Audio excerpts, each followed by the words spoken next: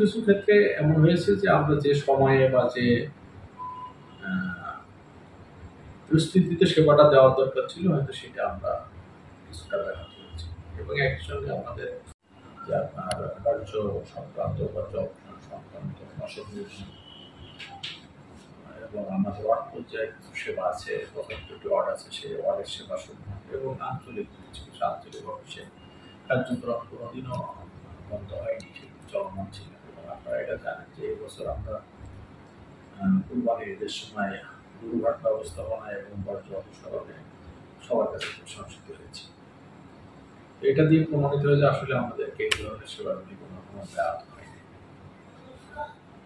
কিছু কিছু ক্ষেত্রে এমন হয়েছে যে আমরা যে সময়ে বা যে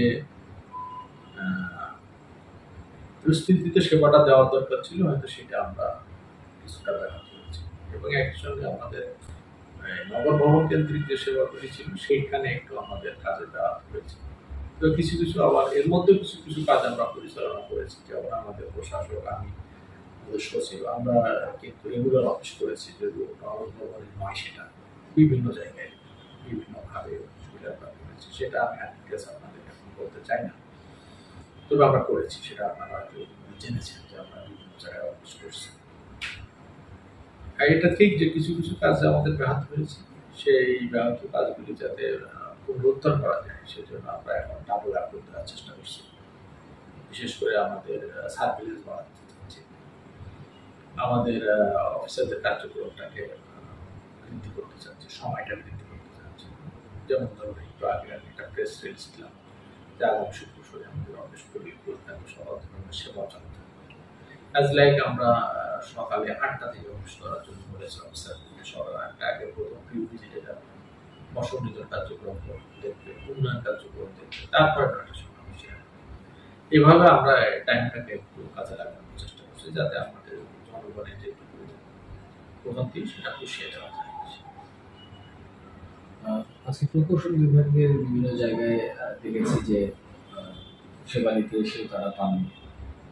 প্রকৌশল বিভাগ আসলে সরাসরি তো সেবা দেয় না, প্রশাসন কিছু উন্নয়নমূলক কর্মকাণ্ড করে থাকে, তবে তাদের কর্মকাণ্ড ব্যাহত হওয়ার কথা নয় এই জন্য যে হলো তাদের কাজগুলি তো আসলে বাইরে, আর আমাদের এই যে অস্থিতির পরিস্থিতিতে বাইরে কোথাও কাজে আটকানো হয়, কাজ তো সেটা চলমান আছে।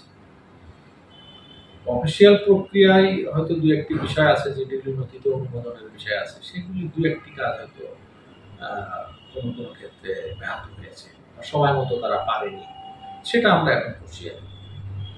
দু একটি কাজ হয়তো এমন হতে পারে যে ঠিকাদাররা কাজ করছেন, তাদের হয়তো চলতি বিলটা সময় মতো পান নাই, চলতি বিল তো ওইভাবে দেওয়া ম্যান্ডেটরিও নাই, তারপরেও আমরা দিয়ে থাকি যেহেতু ঠিকাদাররা ওইভাবে অত ছোটখাটো কাজ, স্বল্প পুঁজি, আমরা চাই যে তারা কিছু কাজ করলো, আমরা কিছু বিল দিলাম, তারা এভাবে কাজ করলো। আলটিমেটলি তো এই চলতি বিল দেওয়ার প্রক্রিয়াটা তো ওইভাবে কিন্তু খুব মানে ম্যান্ডেটরি নয়, তবে যারা স্বাবলম্বী ঠিকাদার তারা তো ঠিকই তাদের কাজ পরিচালনা করে আসছে। আমরা এখন সামনে যেহেতু 30শে জুন মধ্যে যারা বিল পাবে তাদের কার্যক্রম করতে পারবে, অসুবিধা হবে না। আর আমাদের যে সকল নিজস্ব অর্থায়ন সেগুলি 30শে জুন গেলেও অসুবিধা নাই, কারণ আমরা 1 জুলাই থেকে আবারও তাদের বিল দিতে পারবো, এটা সমস্যা। কিছু প্রকল্প আছে যেটা 30শে জুনের ভিতরে ফান্ড রিলিজ, ফান্ড হস্তান্তর, এগুলি কার্যক্রম ছিল, যেগুলি আমরা আমাদের সচিবালয়ে প্রশাসক স্যার যেহেতু অতিরিক্ত সচিব হিসেবে স্থানীয় সরকার মন্ত্রণালয় উন্নয়নের দায়িত্ব পালন করেন, ওখানে বসেন, ওনার ওখানে বসে থেকে আমরা সচিবালয়ে বিশেষ করে স্থানীয় সরকার অর্থ বিভাগের যে সকল ফাংশন সেগুলি আমরা সমাপ্ত করেছি, তাতে খুব একটা সমস্যা হয়নি। আর বাকি যেগুলি আছে এগুলো আমরা এখন শেয়ার করতে চাই।